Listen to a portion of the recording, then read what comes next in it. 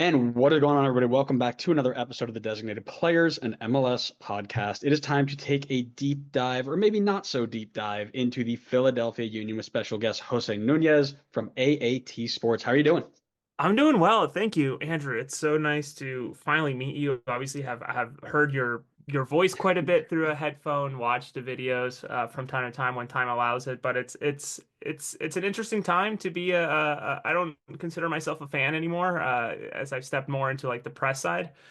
But what an interesting time to either be a press member or a fan of the Philadelphia Union with such a hard reset, which is, I guess, what this team really needed after 2, 3 years of running it back and back and back. A shakeup finally happened, so I think many are in for a wild ride in 25. Yeah, I couldn't agree more there. We are going to dive all the way into it. But before we do, we got to talk about scarves, as we always do. Which scarf are you rocking? It looks like you got one hanging up behind you there. Yeah, I actually have multiple. So I've Nice. lived near the DC area in Pennsylvania, South Central Pennsylvania, Mercersburg/Chambersburg, which is where I worked. So the closest, and I've been a Manchester City supporter well before Sheikh Mansour and the money came in. I still remember Stephen Ireland, Richard Dunn, James as a goalkeeper, Benjani, Roque Santa Cruz, all these guys well before the money came in. So the scars that I have behind me are actually from the Manchester City supporters group out in Washington D.C., Oh, the Cap City nice. Blues, and I used to not make it to a lot of games unless work allowed it in terms of like a trip or something like that that I could just tag along. But I still continue to pay my dues as a member, and they would send me a really nice scarf. And gosh, at this point, I have so many of their pins just hanging in here Yeah. that is kind of they would put it together a very nice like members package. So I think I count one, two, three, four. There's a fifth and a sixth over there down the hallway. So I would just say the Manchester City, man. Yeah, no, I love it. I love it. And I've been very, very heavily considering. I'm a Red Bull supporter, but I was in Orlando for the conference final, and I saw the way that the team traveled, and I saw the true support from the supporters groups, and then I watched obviously MLS Cup and everybody getting out that way. And now I'm like, maybe it's time. I'm in South Carolina. I'll never go to Red Bull Arena. Maybe for or Sports Illustrated Stadium, sorry, ever again for at least the foreseeable future. But I have considered that because it just seems like a really good way to do it. I am a scarf collector of all types. I am working on 80 now in every MLS club. So I'm rocking a Philadelphia Union, both sides, kind of the inverse colors on both sides. I got the logo on the end there, little snake. When I have rivals, I don't like to wear the scarf, but I don't know if we can consider Philly a rival. That's always been the conversation. I've never seen it that way, even after some of those playoff exits. But we could talk about the past for a long time, and I'm sure that it may be a little bit better than talking about the future of Philadelphia right now. But let's just do a quick little dive in here, right? Every year, there's always that one team that drops off after the Champions Cup, and I think last year it was Philly, right? After this big advancement over Saprissa and a promising draw at home versus Pachuca, they were then just dismantled on the road, and it kind of set up a trend for the season, right? They showed some life, making it a third place game of the League's Cup, but then losing on pens to Colorado. They finished the year in 12th. They missed the playoffs. This led to a relatively surprising release of head coach Jim Curtin and the replacement with Bradley Carnell. The offloading of some key players and a spot on the FIFA's transfer ban list, which came out of nowhere. I think that was you who reported that. And just a ton more that happened in there. And in 2025, there are kind of these tensions that may be rising, and Bradley's going to expect to change the course of this side as they take part in both MLS and U.S. Open Cup. Your thoughts on 24 from being on the press side of it? Before I forget, you're in South Carolina. I made a stop at one point for Nice. Greenville Triumph. Very nice little store downtown. And I guess it's also sort of like their headquarters as they're building something. So that was a fun little spot to stop by. But my thoughts on 2024, I think it was honestly in a way what was needed to shake this club up in a way. And I tend to be more informed than the average person, right? Because I'm talking to people behind the scenes. I've made some really good sources. covering the team, you sort of it kind of becomes your life in a way, right? Right. Even though it's a hobby slash a side hustle type of thing. But after many, many years now, 2, 3 years of running it back with the same roster and dismantling little by little, but then adding pieces that end up working out, but then other pieces are falling off. It felt like this retooling that they're going through in going into 2025 is what was much needed, right? In terms of midway through the year, you lose Damian Lowe, Jose Martinez, Julian Carranza. Like those are some maybe not so much Damian Lowe, but like Jose Martinez and Julian Carranza, those are some big names to suddenly have off of your team. And sure, maybe you replace with a Danley, who's an incredible ball winner. I forget how tall he is, but he six something Haitian, who's just eating ground as he just makes it so effortless, makes it look so effortless.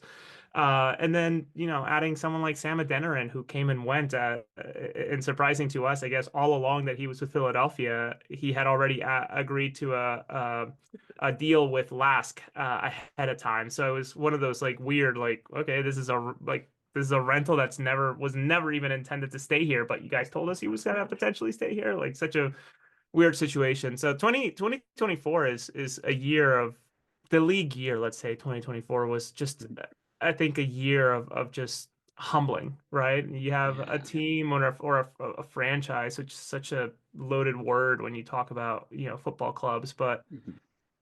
a franchise that needed some humbling after, year after year. I think the line that Curtin would trot out to us and albeit accurate, we're the team that's collected the most points over the past 5, 6 years. It's like, yes, and I acknowledge that. That gets you trophies in 80% of the world. But unfortunately, MLS is very, very different. So I think 2024 was humbling. I'm actually really excited for 2025, believe it or Really? not. And I Hmm. know we're probably going to get into it a little bit further Yeah, in, but yeah. I think 2024 was absolutely a humbling year for everybody involved at the club.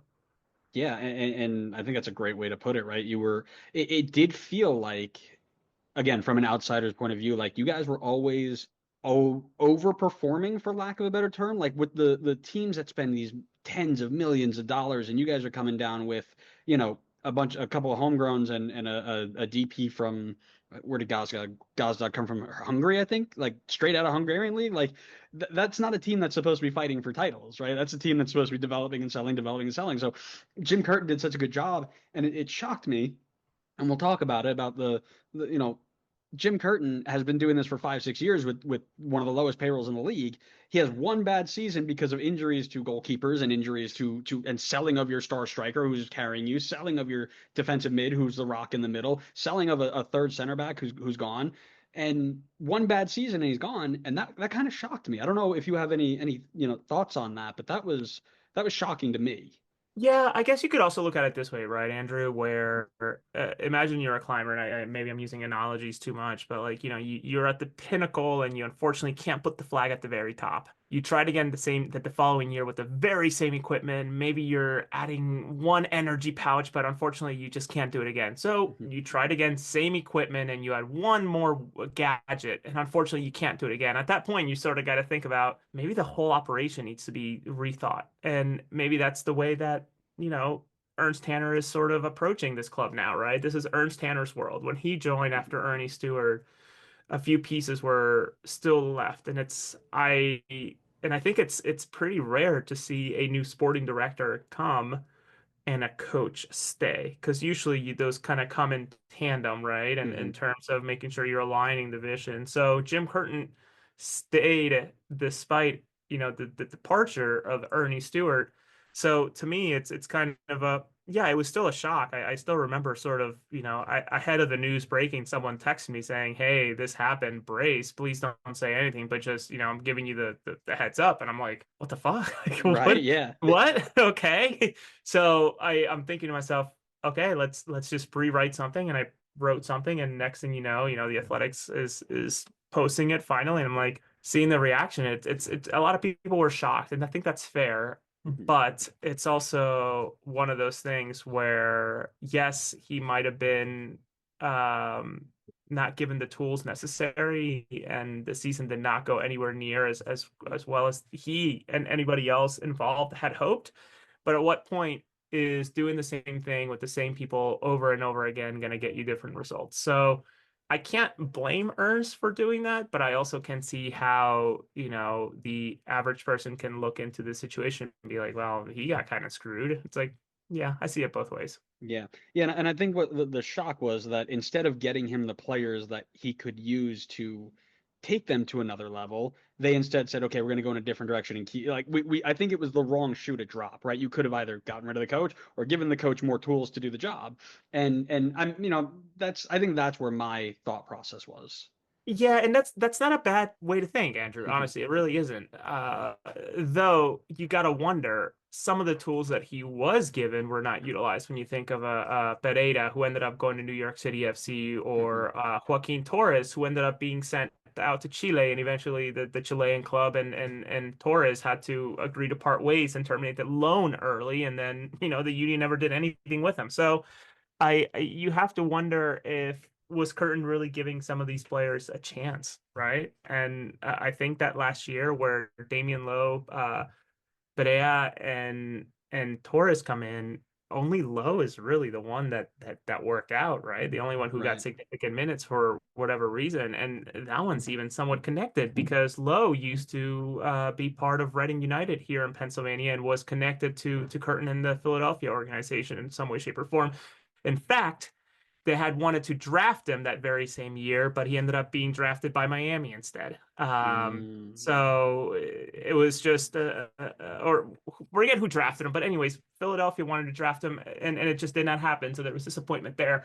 So I could see where you're coming from in terms of like, maybe he wasn't giving the tools, and it's like, okay, well, he got some tools actually the one year, and he just did not do anything with them. Were they the tools he wanted, or that he would have pushed for, or were these just hand selected by Ernst? That's a different conversation altogether. Yeah, no, no, I think that's a good, really good way to put it, and that's why we bring the experts on because we don't have that insight to help steer our thoughts. So we appreciate that, and we've been talking about kind of the tools that they've been given, and the argument can also go towards were they enough tools, were they the right tools? But we're looking here, and they're once again they're kind of keeping things close to their chest in terms of the transfer market, and maybe that's because of this transfer ban that ended up for some whatever reason, or the registration ban, I should say. But who do you think is the best edition they've added so far? It's so funny you bring up this registration ban because when I found that, I don't know what got into me, but I was actually in San Francisco for work, and it was, my body wasn't adjusted to the time zones, and I woke up at 3 or 4 in the morning, and I was like, yeah, let's just whatever. And somehow I ended up on FIFA's site, and I'm like, okay, type in USA because I remember Columbus and LA were in it for whatever reason. I think LA they owed like $4,000 to somebody for a training something or another. In Mhm. Columbus, I forget what it was. And I'm like, what? Philadelphia? And I actually texted it to a couple of people within the club. And immediately they're like, I don't want to curse, but Right. What are like you talking about? what are you, they're like, what the heck? Like, what are you talking about? And obviously it's normal time for them. So then my day started at 3:30 in the morning and it just carried on.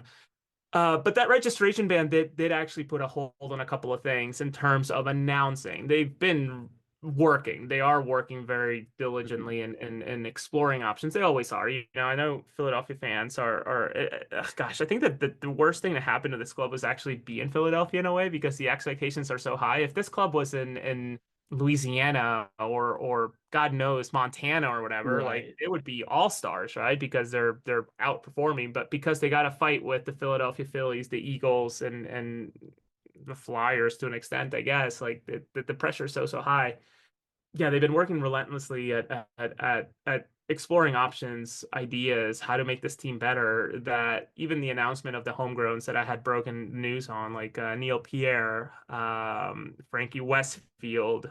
I know Tom Bogert had mentioned Eddie Davis, and I think that there's two more that are yet to be announced, if I recall.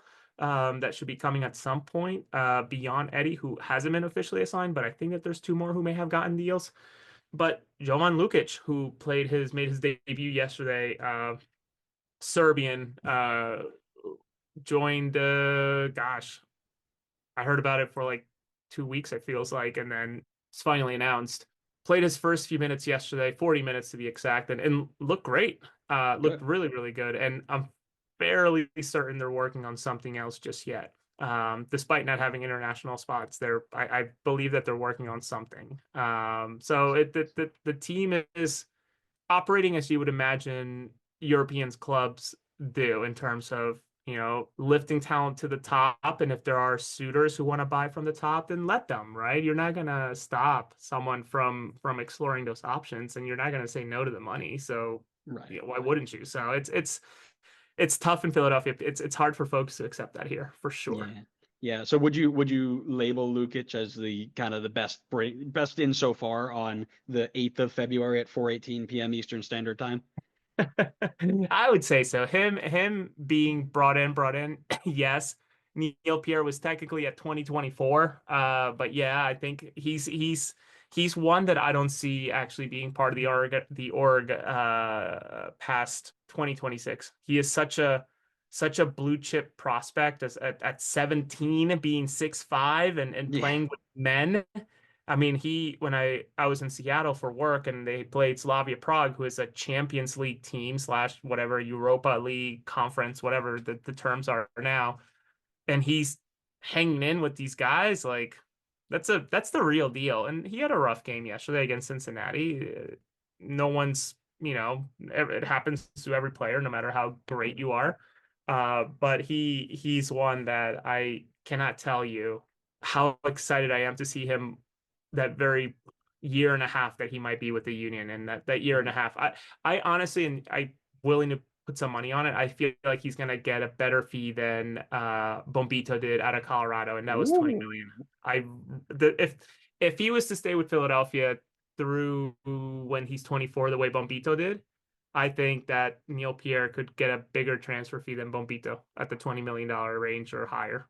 That's bold, bold. I like it, and I think we're kind of tipping your hand onto player to watch. But before we get to there, I'll also say I picked Lukic as well for my best initiative, mainly because there wasn't a lot in there. But I watched that highlight tape that you had posted, and it looked solid. It looked really, really good. And For it some seemed for someone that just met his teammates like 48 hours earlier, maybe 72 hours earlier, I think that's right, pretty darn good. Like right. I don't know, man. I'm that excited me for someone who's barely known these guys and barely passed the ball around with them. I thought he looked solid. Yeah, no, he did, and I think it's a big piece for them to start moving in the right direction for sure. But other players have also left this club, and they've left and gone on Hmm. to other pastures. So the biggest loss for you, who are you guys going to miss the most? Gosh, I think you could go back. I'll start with the most recent one. Jack McGlynn departing. I think that that's more of a 50-50 departure. I think that there was interest on both ends to move along. Jack had, as I had heard through the grapevine, had changed agencies from Rock Nation to Supra, and that sort of in my head went off some alarm bells of, oh, something's brewing. You don't just change agents for no reason. So I knew that something was cooking there. I just did not expect it to be within the league. And he's already in two preseason games provided 2 assists, so good on him. So I think he's going to be missed. Though, if I was able to go back even to last year, you cannot. It's very hard to replace someone like a Jose Martinez in terms of what he brought in the field, obviously, or on the field, I should say, and just relentless worker. And sure, he made a lot of stupid mistakes, a lot of stupid cards, a lot of stupid moments. But when he was bright, he was shining very, very brightly. So you got to take the good and the bad with him. And honestly, he was just an energetic dude. I remember I sat down with him for 35 minutes for an all Spanish interview, and the dude just wouldn't stop smiling. Like he just loved being here with the club. And I remember I didn't get a chance to, but he did a short interview with like MLS whatever Espanol whatever, and or did a clip, and I remember just like listening to it, and I'm like, I'm gonna cry because this guy started shedding Yeah, tears, talking about how much this place has meant to him. They gave him the opportunity. Now he's doing okay in Corinthians in Brazil, though. That's that's such a big club, and it's hard to believe that a Philadelphia Union player is playing out at Corinthians in Brazil. It's an right. unbelievable achievement. Yeah, no, and that is spot on, right? Like I think when you look at biggest losses, the biggest losses happened midway through last year, right? Yeah. Carranza out, Martinez out, and it's like, okay, now what, right? And I would agree that Jack McGlynn, in terms of the off-season losses, are is going to be big, but I think there's also shouts for Jack Elliott too, right? Like a guy who Mm. definitely had a down year last year, as most of the Union did, but I think that he still had a good bit to give, and one bad year again, it felt almost like he's given you so much for so long, and it's like, oh yeah, we're not gonna bring you back. Sorry, have fun, like good time. But I think the other part that you mentioned with McGlynn was like you didn't think he'd stay in the league, and I think that's spot on. Like I think everybody was like, "Yep, he's over to PSV in 2 years. He's going to be the next, guy right up through the Netherlands pipeline or whatever." And it's like, "Oh, Houston wanted him. That's something. Cool." You know, it's again so interesting you mentioned that because that was the way I was operating, and then I started talking to more and more people within the organization. And they're like, offers have come in, but nothing is close to what we think we want for him, and we're not just gonna let him walk. He's under contract, and though you could argue you technically let Jack Elliott walk, they could have triggered the option and said, no, you're ours, and you're gonna deal with it. It's a tough call, and you know. I think I don't think he's gonna stay in Houston too long. I think he's gonna do so well that attention's gonna get drawn, and I would love to see him just ping balls around in Italy because that league is objectively slower than Yeah. MLS, and you put him a position where he can just ping the ball around with that left foot. He could just work some magic and end up with double-digit assists left and right. I believe, anyways. Yeah, I'm spot on with you. When Philly got him for two, I'm like, that's a steal, right? He could I think he's at least double that, with potential and where he could go with that. So what I'm hoping is that yes, he moves on. I'm hoping that you don't let him go for two, and then Houston gets him for six, gets out for six, right? I'm hoping you don't miss out on that sort of improvement. But he was one of the youth groups to take that step up and really break out for this team just a couple of years ago, and now we're looking at who's the next one, right? So I think you were kind of hinting at it, but do you want to keep going for who your breakout player, your player to watch is going to be? Yeah, obviously, I talked a little bit about Neil Pierre, and I don't have to go much further. I really do Yeah. think he's the true definition of a blue chip player, right? Someone who's 17 playing MLS soccer and playing well too, right? And then granted, Mhm. it's preseason and for Slavia and those teams that they played out at Marbella, Spain, all are kind of in their winter break, getting back into shape after a few weeks to go then carry on the second half of the season. He still performed fairly well. I would say two other names to keep an eye on. Frankie Westfield is another one. He is a Union 2 player who just his contract turned on January 1 into a homegrown and officially announced because of the registration ban. If he gets the time at right back, or even at left back, because he can technically do both. He's versatile enough. I think he's going to shock a lot of people. It was obvious after watching the MLS Next Pro playoffs last year that this guy he's ready to go and tackle MLS. Will it translate perfectly? I don't think so. I think he's going to have a lot of work to do, but that's good, right? That's a good thing. Mm. So I'm excited to watch him. And then another player, and this is my final one. I know I'm giving you three, but Nate Harriel. I think he's one of those ones where at a right back who can also play center back and controlled Solomon Rondon of Pachuca during that home game. Not so much the second leg in Mexico, but held them to no shots and no goals really was unbelievable, and just being versatile, playing in the Olympics, continuing to get the occasional call. Yes, two of them, well, one was January for sure. He was called in this January. Sorry, his first one was last January. Previous one, he went.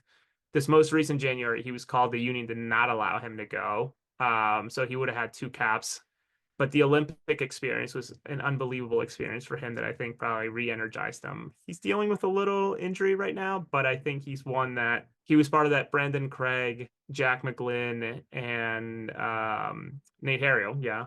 Mhm. That group, all three of them signed their homegrown deals that very same year, and I think those two are going to be the ones that really shine. And actually, shout out to Brandon Craig signing with Montreal, getting a 1 year deal. Yeah. God, that guy earned it, just grinded.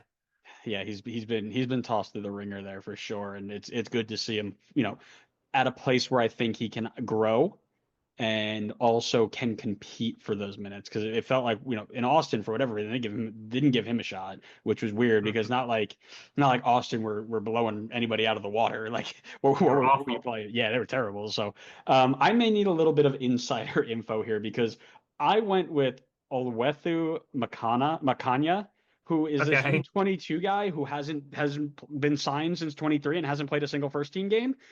What's going on there, and why have they not used him yet? Yeah, everything that Jim told us, and I'm not able to be at practice every day, and they wouldn't allow me, honestly. Yeah. And even the times that I would be allowed to be at practice, I just can't because I have a full-time job. But what Jim would tell us is that, he's just making some mistakes that you can't get away with at the highest level. He did well in MLS Next Pro, obviously was a starter for most of the time, took him all the way or helped take that team all the way to the final of MLS Next Pro. Looked good, I think, actually, this preseason. I just wonder if he's ready to take the next step. And I also wonder how long is the leash, right? This is the U22 spot, such a coveted position where, yeah, you're betting on these players, but after paying him more for a little while, he was making more than Jack McGlynn and Nate Harriel and not playing any minutes. I think he was making $263,000 last year, which was technically more than some of those players the year prior. So he was earning more salary wise than the Jack McGlynn's and the Nate Harriels of the world. You have to wonder if Philadelphia is sort of saying, it's maybe put up or shut up, and if you don't put up, then you're gonna have to go. So shout out to his agent. That's who we need to be commending. Shout out to his agent Yes. and Bosch for selling them Owethu Makanya to the Union and whatever magic they worked out with that salary because it's unbelievable. Yeah, and that's exactly what my thought process was. Like, this is a make or break year for this guy because these U22 slots, they're like designated player slots. You can pay whatever you want for those players, and there are a lot of players who you can pay what you're paying him and actually get use out of it. So, I you know, actually thought that Jack was going to land there for Philadelphia, to be completely yeah, honest. They did it with Quinn. yep. And, all along I had this theory. And when it happened for Quinn, I'm like, I was right all along because Jim Curtin had sort of like hinted at it through press conferences. And I was prodding and poking and prodding and poking during his press conferences. And he eventually said, yeah, maybe we could do that on a young American talent to keep him here. It's like, yeah, happened with Quinn. And then I thought, okay, well, maybe they're going to do it with Jack and use two of those slots because realistically, both of those are unbelievable players that in any other squad outside of Philadelphia, because they're homegrowns, would qualify as U22 players. Oh So yeah. pay them and use it here, though that would have been to me a disappointment because again, that spot is supposed to be a God. LA Galaxy just announced the baller out of Uruguay who's coming in as a U22 spot. Houston's streeting, and I think it's because they have to, but honestly, they probably want to. Jack McGlynn as a U22 spot. So it's a shame that they couldn't find a spot for Jack, despite not fitting the system, because that left foot is very special. Yeah, could not agree more. So, listen, there are lots of questions around this team in media and in just general conversation. What is your one question for Philly that they still have to answer for you? Yeah, what they're gonna do with the striker position, Ty Baribo probably feels, in all honesty, at least to me as a press member, he feels like Hmm. someone who just joined the league last summer. Because it wasn't until then that he finally got his go ahead through Leagues Cup or right before Leagues Cup, and when he finally got the go ahead and start playing, once Carranza left, he scored bags and tons of goals, right? And he was just having a hard time stopping. It took two very dumb yellow cards in Leagues Cup against I forget who it was. It was one of the Mexican teams. I remember that they were like terrible decisions too, It like was really awful. really bad decisions. It Yeah. was awful on corner kicks of all things that he Yes. got yellow cards. So it took two silly yellow cards to slow him down a little bit, but then he picked back up where he dropped off. So that's not to say that he can't use competition, but he's far more mobile than a Mikel Ua, who is, I think, more of a north and south runner. That maybe I'm intrigued onto how he fits the system of Bradley Carnell, which is supposed to be high press all the time, which means, pinging around a heck of a lot more, not just north and south. So I think the striker competition is going to be it's going to have to be improved because once again, you mentioned it earlier, Andrew, seared in my brain the image of Gareth Bale on one side and Chris Donovan on the other at the 2022 MLS Cup final, and thinking to myself, that's the dichotomy between LA and Philadelphia when it comes to the way that they approach their rosters. So, yeah, I'm excited to see what they do if they do anything with the striker position, but I would assume that something's brewing.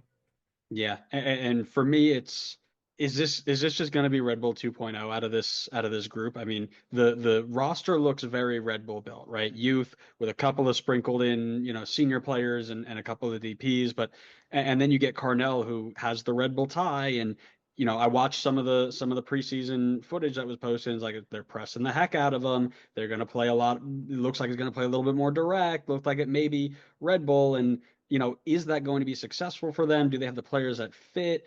I just don't I don't know what their identity is going to be. Are they going to try and bring out Red Bull football to Philadelphia is kind of like my big question here that I'll be watching. Yeah, and I think they will. There's Mhm. no denying it, right? I mean, Bradley Cornell in his introductory press conference mentioned that 60% of the goals have to come from turning the ball over high up the field. It's like, okay, this is what this is what you can expect, right? 30% from 30% from set pieces and 10% from open play. It's like, yep, this is gonna look very, very Red Bull, whether it's Salzburg or whatever. Like this is Red Bull all together once again, and Hmm. that's okay. And I think you're starting to see some of the bodies adjusting with Nate Harriel having an injury. Supposedly the first session, something happened, whatever. Yeah. We didn't talk about him, but Jan Glavinovic, who joined from Newell's Old Boys on a loan with a purchase option, that if the purchase option gets triggered, he'll actually be the most expensive purchase, even adjusted for inflation for Philadelphia, who's also injured, I sense probably from these very intense practices that Bradley Carnell's known for. So I think you're right in expecting Red Bull all over again and just expecting the pushing and pulling of players up. And then I hate to say scroll through my Twitter, but watch some of the clips from yesterday's Cincinnati clip, and that press is very, very real. Oh, don't worry, I did. That's why that became my question because I watched it and I was like, oh wow, that is like Red Bull to a T. Press it from the front, make him play long, let it go out, and then we'll figure it out from there. But yeah, that's where it popped in my brain. I saw that clip. I was like, oh, that's uh that's Carnell to a T. But listen, we kind of got the players in, we got some players out. We're looking at a system that we kind of have an idea of what it's going to look like. What does all of that put together into the mathematical equation of football? Where does that have them finish in the table? I actually think that they're going to be sneaky good, and a lot of it falls on Andre Blake staying healthy. Yep. And at this point, I almost feel like some of that has to be mental with Andre. Can he push through some of it? Can he figure out the right training? I don't know. Can the club help him find the right training regimen? Can something be done so he's not having these stressors to his body that are leading to him missing? Gosh, I think he played. Yeah, I think he missed more than 10 games at one point. Yeah, it's he missed a ton of games last year, but it all really rides on him and his magic. But I also think that some of these additions are so good that fans are already, sort of writing off. And Lukic, I think he's gonna be a Leon Flock, but a heck of a lot more mobile, which if you remember 2022, Leon Hmm. was incredibly important in smothering things out and just turning the ball over and carrying out the attack on the other end. But Jan Glavinovic, I don't know if Glasnost has ever recovered from that hernia surgery. I'm not a doctor. I'm never going to say this to his face because obviously I'm not a medical professional, but Right. ever since that surgery, it feels like he just hasn't recovered or been the same man, same player that he was before. So having someone like Lavinovic, who if you watch him play and having watched plenty of tape from Newell's, he really does play like a Sergio Ramos, where he is not scared to fly around the field to get the ball, and once he gets it, it's a quick distribution, or he tries to find a long ball, Hmm. which is perfect for this system because it's all about getting the ball back and just spraying it and moving it up the field as fast as you can. It's not what Jack McGlynn was hoping to do and getting the ball back and swinging it back and forth and trying to break opponents down. It's Hmm. about flipping the switch right away. So I think that this team will make it's a playoff bound team, and I think some of it has to do because Toronto exists, and I don't know how it's all going to gel in New England with such a heavy turnover of that club too. uh, far more than the Union. So I don't know what they're going to look like, but I think just for the sheer fact that Toronto and DC United exist, you're already, subtracting two people from the playoff equation. But I think all in all, they're probably come in 10th or ninth place at best. Yeah, I'm not as sold. I think You that they've got got good pieces there. I like Carnell, and I think he can do a lot with a little. But I do think that I think there are 9 teams better than that than Philly right now. Now, again, we're recording this on the 8th of February, right? Like there are 2 months left in the transfer window. Anything can happen, and like you were kind of mentioning before, it's possible that there's more players coming in, right? So this prediction is only for at this moment right now. I've got them in the bottom five, right, between 11 and 15. But I don't think they're going to be San Jose or Chicago bad from last year. Like I think it'll be close. My prediction for the East this year is that 15 to 9, like those spots that are in or out, are going to be within 2 or 3 games. Like you're not going to have anybody who's just out completely. Not like San Jose was out for 7, 8 games, right? Like I think it's gonna be really, really close all the way up to the end.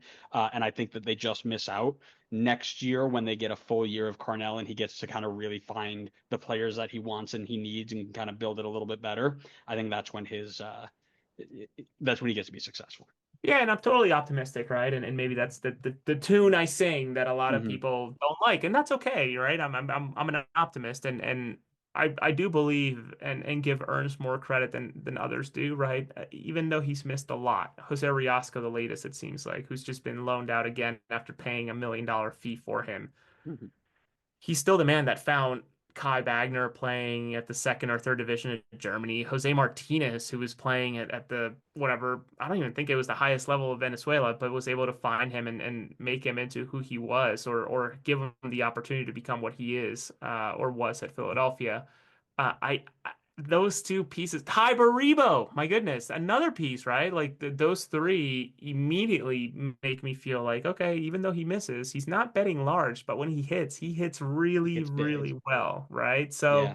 maybe that's what Lukic is. Maybe that's what Glavinovic will be. And if you hit two of those in the same year, that could be a big turn for this club. So it'll be really interesting to see on how those two plan out and whoever else they may try to bring. Yeah, I think that's a great way to summarize it and kind of put a bow on this episode. So Jose, I want to thank you so much again for being here and chatting Philadelphia with us. I think you gave a lot of really good insight for our listeners. I want to give you just a little bit of time here to tell people where to find you and what you do. Yeah, no, thank you so much. I'm as you tell me this, I'm sort of like thinking, what is my actual handle? So you can find me on X and Twitter/X and Blue Sky. I Mhm. use the same account at Jose R Nunez 91.